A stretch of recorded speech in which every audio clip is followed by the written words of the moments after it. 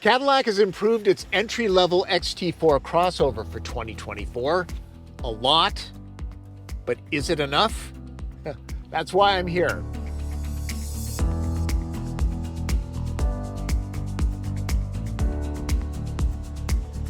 There's the old adage, if at first you don't succeed, try again.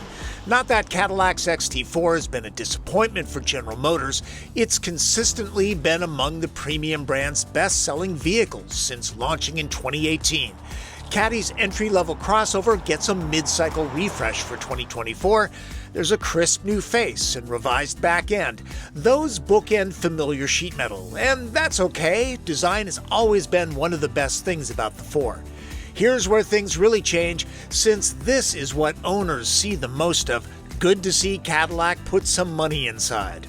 It's hard to precisely nail down competition for the XT4 because it's kind of a tweener.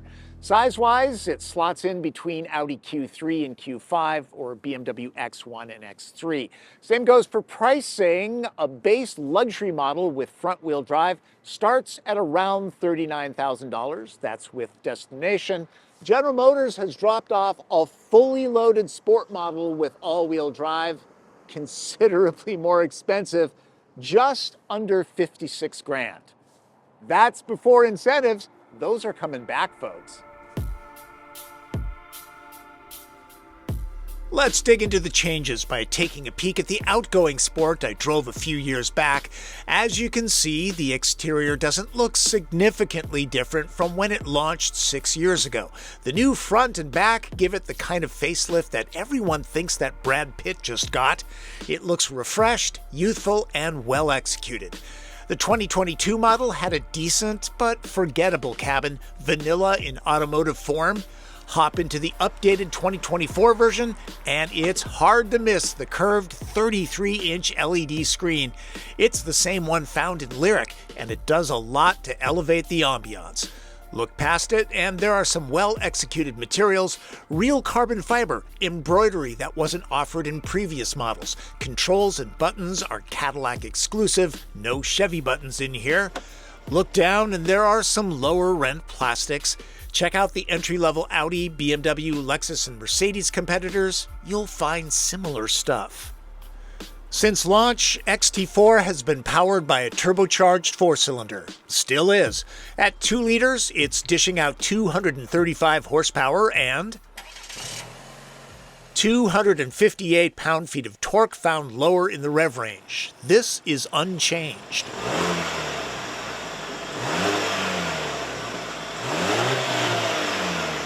The transmission has 9 speeds. It shouldn't surprise anyone that there's no manual gearbox.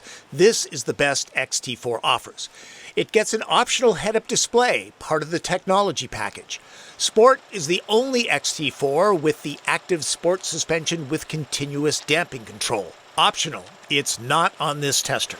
All-wheel drive adds $2,500. It's not automatic. It must be selected, though in sport mode, all 4 wheels get power by default. Sport isn't any faster than other XT4s. They'll all do the 0 to 60 run in about 7.5 seconds, which is similar to the competition. It does have kind of a nice growl off the line. Some might call it coarse. There is some torque steer off the line. If you're in front-wheel drive, it tugs to the right, but put it in all-wheel drive and all that goes away. Americans love large vehicles. I see the compact size of the XT4 to be a big advantage in tight urban areas. It's more relaxed on narrow roads, a lot less worrying about dinging the side mirrors. The 33-inch screen wraps around the driver like a big curved computer display. It's one screen, not multiple units fused together. And it doesn't look tacked on. Keep in mind, this Sport does not have the adaptive suspension. Cadillac often doesn't get its due when it comes to driving dynamics. Its V Blackwing sedans are amazing. The XT4 is good. This being the Sport model, it's not overly sporty. It's comfortable and it soaks up bumps nicely.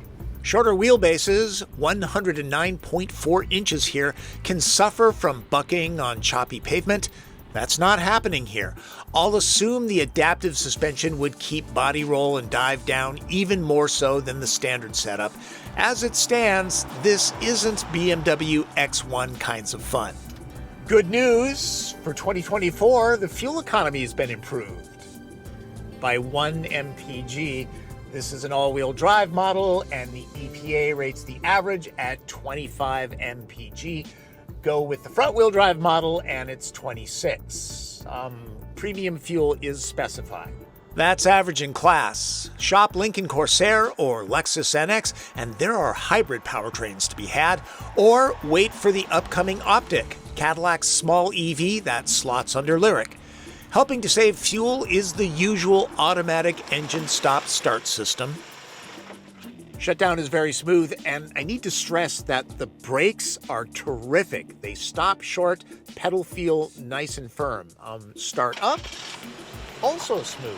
You're probably not going to turn off the stop-start system. At highway speeds, it's moderately quiet with little to no wind noise off the A-pillar and mirrors. The 4-cylinder makes itself known under hard throttle, nothing harsh. The twin-scroll turbo is responsive, precious little lag, and the 9-speed is happy to downshift when the right foot asks to pass. XT4's visibility is terrific. There are really no blind spots, and the ADAS technology is seriously improved for 2024. One thing, when you're on the highway and using lane keeping assist, it's really more of a suggestion or a concept. It wanders around quite a bit. Go with the trailering package that adds a heavy-duty cooling system, and XT4 can tow up to 3,500 pounds. At $300, it's a good deal.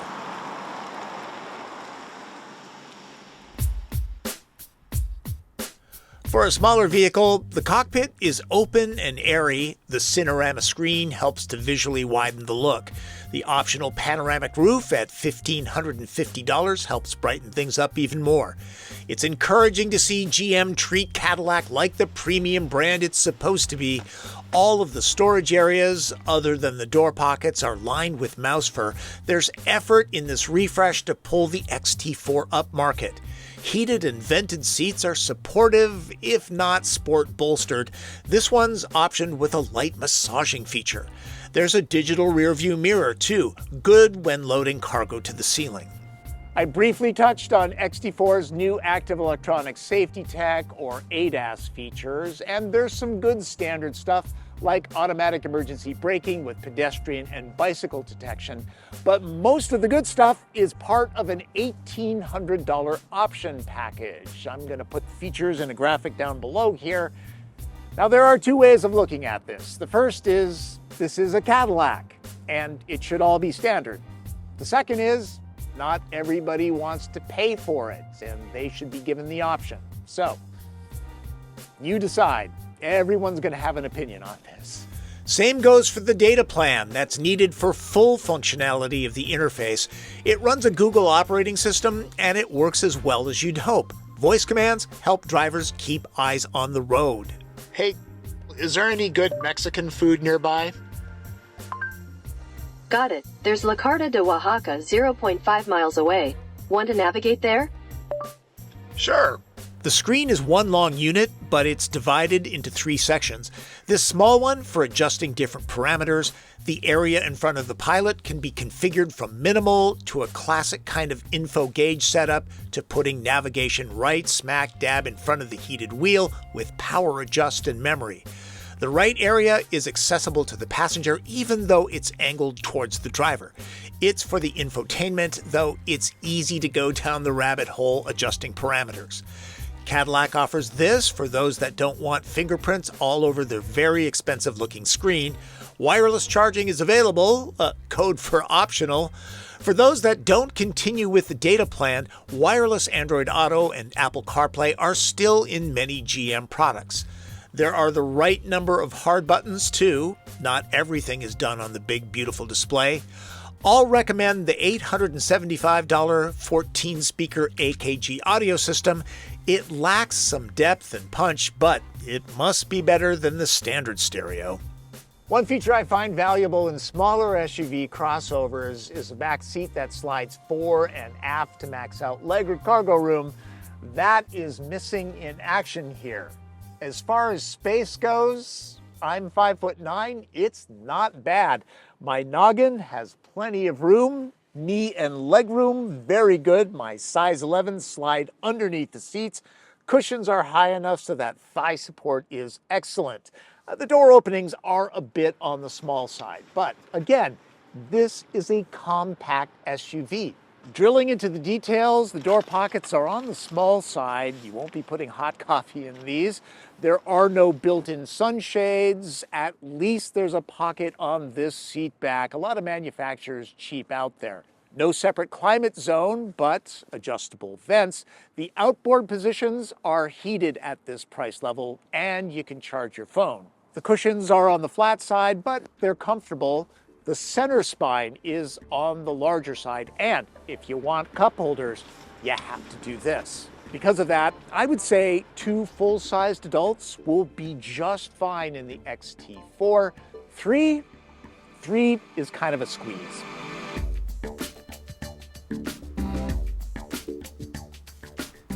Let's dive a little deeper into the design. The front end gets a closer family resemblance to Big Brother XT6. Sport models black out the grille further. Tail lamps get a smoked appearance. If you didn't know, fun fact on Cadillacs, this number represents the powertrain's torque figure in Newton meters. I find the XT4 styling to be exceptionally well integrated. The swage line that runs front to back tucks in and around to support the back signal lamps. And the optional Android finish 20-inch wheels have a lovely bluish gray quality about them. And points for hiding this. Hey, points for offering a wiper at all. Some automakers delete that now. As tested, this might be on the spendy side, but visually, it's a winner. All XT4s get a powered liftgate. This one has the optional kick to open feature, which is really nice when you have your hands full, either bundles of TP or a squirming toddler. There's a lighted Cadillac crest projected on the pavement to aim your foot. It's hard to see in the daylight.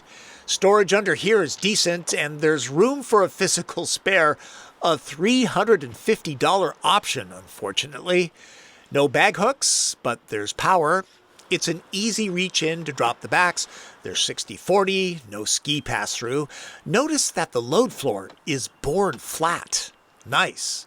In max cargo mode, you're looking at 49 cubic feet. Not too shabby for a vehicle this size. I do the famous TP trunk test with the seats filled. In normal mode, this space measures out at 22.5 cubic feet, also decent in class. That translates to a score of an easy 6 packs. Remember, these are about the same size as a carry-on suitcase, only more humorous. Let's wrap this up with red light, green light. Green light. The 33-inch LED screen alone raises XT4 a notch against its rivals. Interior materials are now less Buick, more standard of the world. The size and outward visibility make this easy to drive, especially in the city. The profile may not have changed, but the crisp lines still look great after 6 years. Yellow light. The Turbo Force power band is responsive. A little more oomph would be appreciated.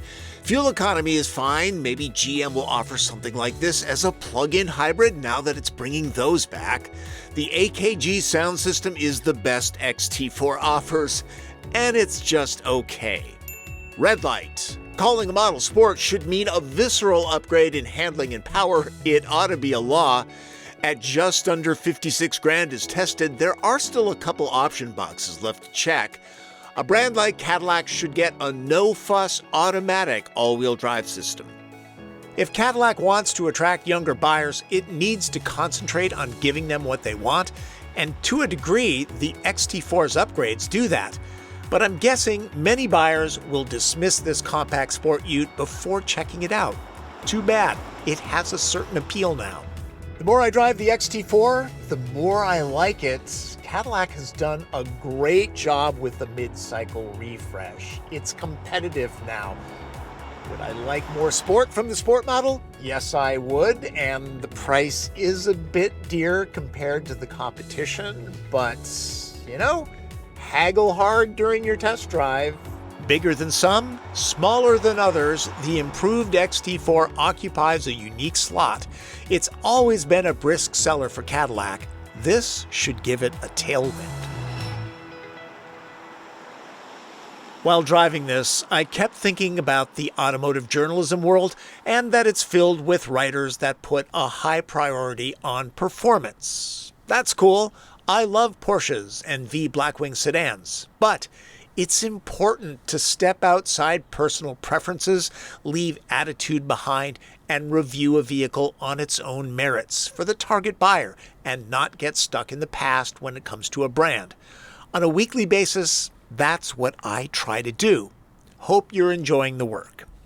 I think you all know that I shoot my own videos, but the one thing I can't do is drive and shoot the running footage by myself. So that's why we have Martin Campbell. You know him, you love him. Thanks, Martin. You're welcome. Couldn't do these without him. I pay him in coffee. We need a Starbucks sponsor, right? Oh, definitely. Heck, we take money from Folgers. Driven is a passion project for us to give you good information. We're not getting rich. Before I go, I wanted to talk about marketing and positioning in the automotive world because, you know, let's face it, cars are more than transportation. They're pop culture, they're status symbol, they're art. And Cadillac, known for being more of a mature brand. And I came across this graphic from CarMax, which I thought was very, very interesting. Check it out.